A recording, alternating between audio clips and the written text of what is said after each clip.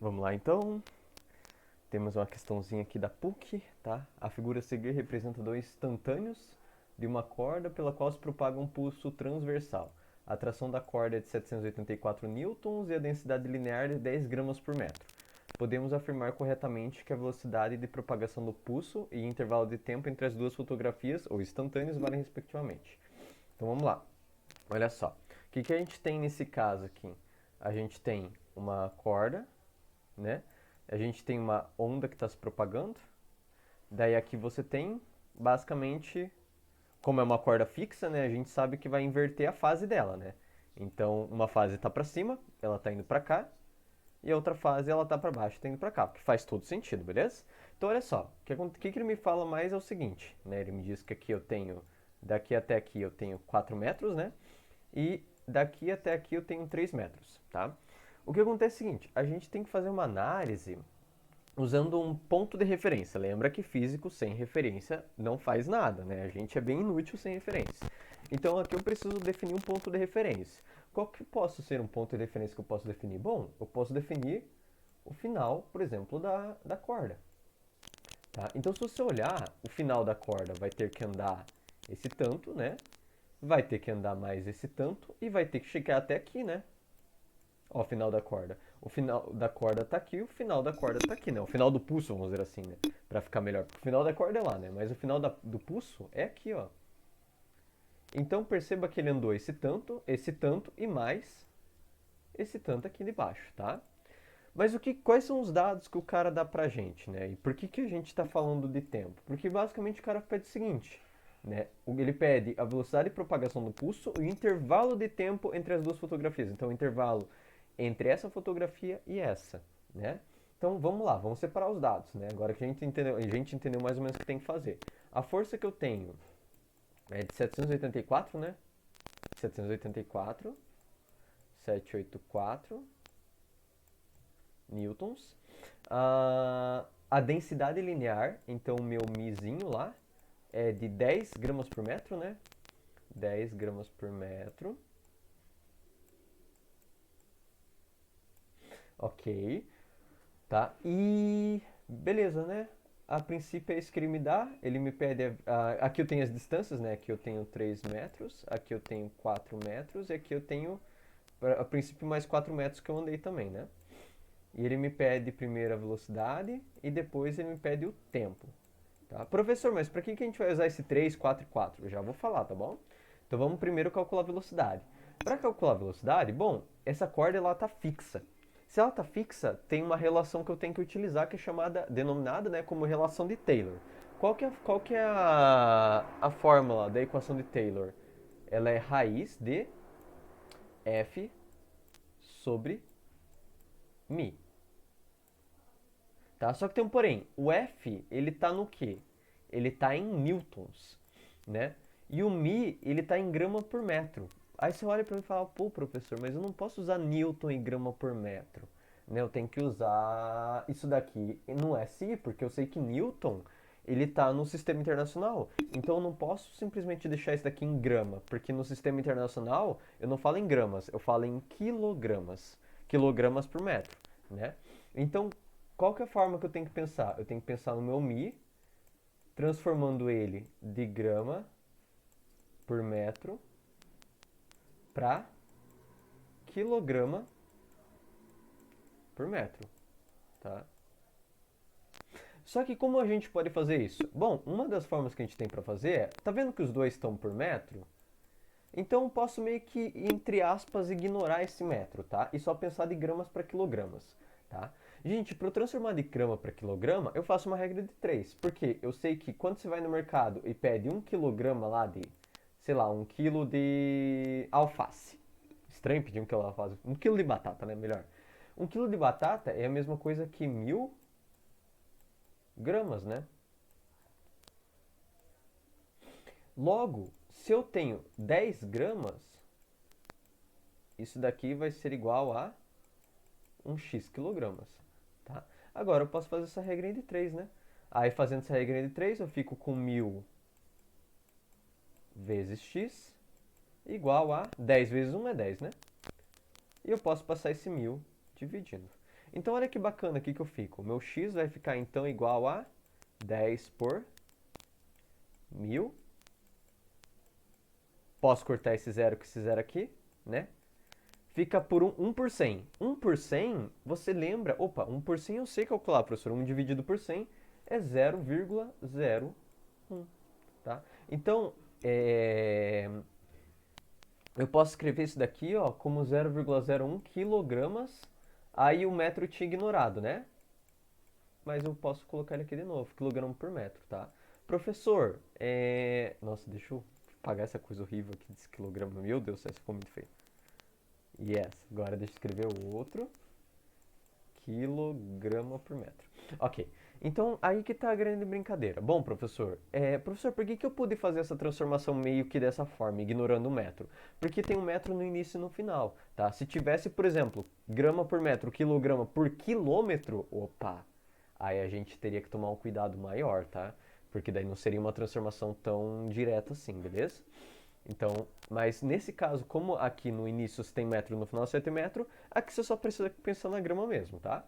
Então, o que que você vai ter? Bom, você vai ter minha força.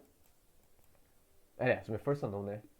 Pode ser. Minha velocidade igual a raiz da minha força por mi, tá? Só que você tem que velocidade, então vai ser o quê? Raiz de 784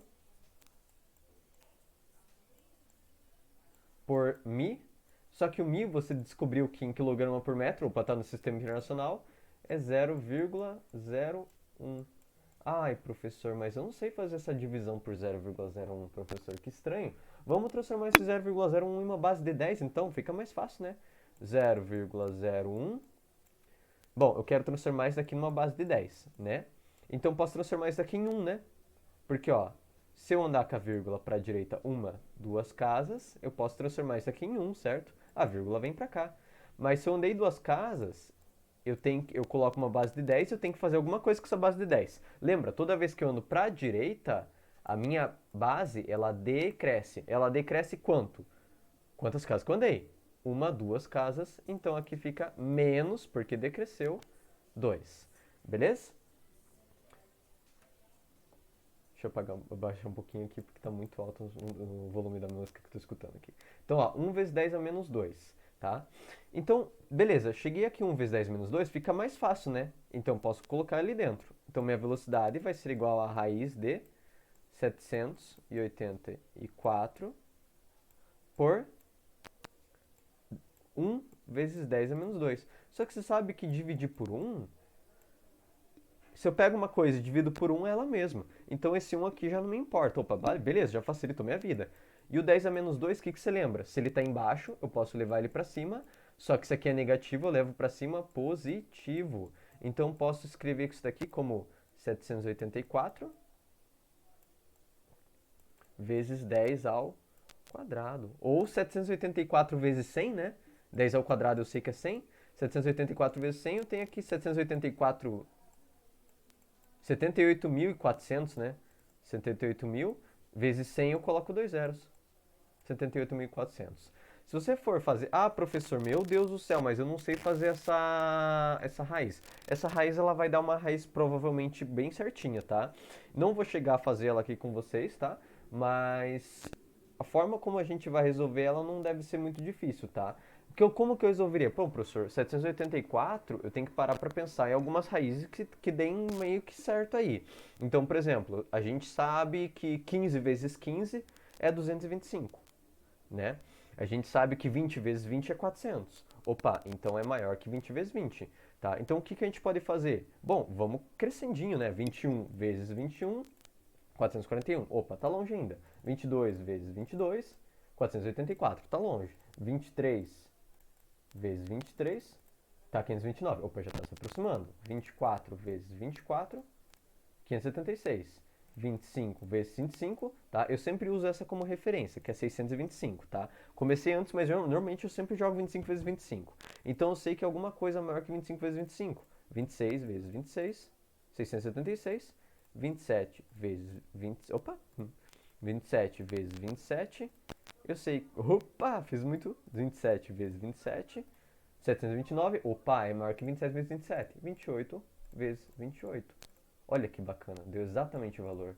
Então eu sei que essa raiz aqui, ó, com esses dois zeros aqui, né, ou com 10 ao quadrado aqui, eu posso simplesmente tirar um desses zeros aqui. Então o que eu posso fazer? Eu sei que isso daqui é 28, tiro um dos zeros aqui, 280 metros por segundo, tá? Gente, tudo é matemática básica, tá? Então, tipo, professor, não entendi e tal. Meu, dá uma revisada em matemática básica. Mas vamos fazer mais uma coisa para ver se a gente consegue compreender bem, tá? Então, por exemplo, tem aqui velocidade igual a raiz de 784 vezes 10 ao quadrado, tá? O que a gente aprendeu lá na matemática básica? Se eu tenho vezes aqui, eu posso dividir isso aqui em duas raízes que se multiplicam. Então, raiz de 784 vezes raiz de 10 ao quadrado. Mas se é uma raiz quadrada de algo ao quadrado, você pode cortar a raiz. E você sabe que raiz de 784, a gente já fez, é 28. Então, isso daqui dá 28 vezes 10, ou 280. Tá? Então, professor, não sei muito bem essa regrinha dos zeros. Meu, então, lembra lá da matemática básica, separem raízes, calcula uma dessas, cada uma, tá? Lembra que só pode fazer isso quando eu tiver multiplicação, tá? Então, eu tenho 280 metros por segundo. O que eu faço agora? Bom, pega esse 280 e agora ele me pediu para mim o tempo, né? Então, você volta e calcula o tempo. Ô professor, mas eu sei que é uma onda. Uma onda, ela anda em mRU. A velocidade dela é constante. Se ela tem velocidade constante, eu só tenho uma fórmula, que é qual? A minha fórmula, basicamente, então, vai ser V igual a ΔS por ΔT, tá? E você quer justamente descobrir quem? O tempo, beleza? A velocidade você tem, né? A velocidade que a onda tá andando. Mas você tem a distância? Professor, peraí, você não falou lá no início? Falei, né? Olha essas distanciazinhas aqui que a onda tá andando. A onda tá aqui, começou no zero, né? Ela veio pra cá, essa partezinha veio pra cá, então ela andou 3. Essa partezinha veio pra cá, então andou mais 4. Daí essa partezinha aqui veio, andou e chegou até aqui. Então ela andou 3, né? 4 e mais 4. Quanto que distância ela andou? No total, ela vai ter andado aqui, ó, 3 mais 4 mais 4, 11, né? 3 mais 4, tá certo, 11. Então, o que você vai ter? Bom, eu posso fazer o seguinte. Passa esse tempo lá e passa a velocidade lá para baixo. Tenho, então, que tempo, né, é igual ao quê? Distância por velocidade. Tá? Distância por velocidade. Então, eu tenho aqui, ó, distância minha vai ser 11 metros, né? E velocidade é 280. Nossa, professor, que troço meio estranho, tá? Tá, algumas questõezinhas elas são mais chatinhas, beleza? Mas se você fizer essa divisãozinha aqui, você vai chegar ali em 0,0392, tá? Vamos arredondar, né? 0,0393, né? Então isso aqui é 0,0393 aproximadamente, né? 399 não, né, pô? 393. Então a ideia é, professor, esse exercício é muito difícil? Não, tá? Mas ele é chatinho por causa que as contas dele são um pouquinho mais chatinhas de se fazer, tá? Mas é aquela coisa assim, em 3 minutinhos, se você já tem uma ideia mais ou menos do exercício, você vê que ele não é muito difícil, você vai fazer ali as contas mais rapidinho, tá? Então é aquele exercício que você normalmente deixaria pro final de uma prova, sabe? Faz, mas deixa pro final, porque é um exercício que vai te exigir um pouco mais de tempo para fazer continha. Mas o exercício em si não é difícil, é mais essas continhas chatas, beleza? Então deixa eu olhar lá, 280 metros por segundo e 0,0393 segundos. Então basicamente a minha letra A, beleza? E com isso a gente encerra mais um exercício aí.